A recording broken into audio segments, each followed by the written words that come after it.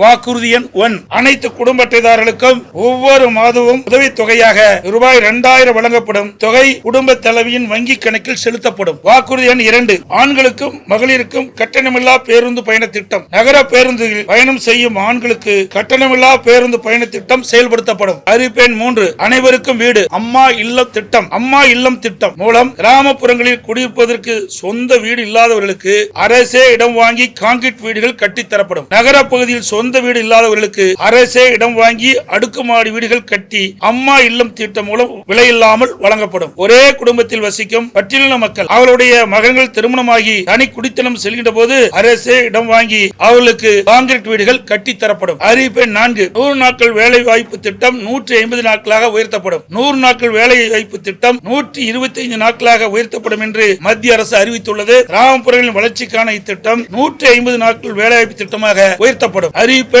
5, அம்மா இருசக்கர வாகனம் வழங்கும் திட்டம். மகளிருக்கு ரூபாய் 25,000 மானியத்துடன் 5 லட்சம் மகளிருக்கு அம்மா இருசக்கர வாகனங்கள் வழங்கப்படும்.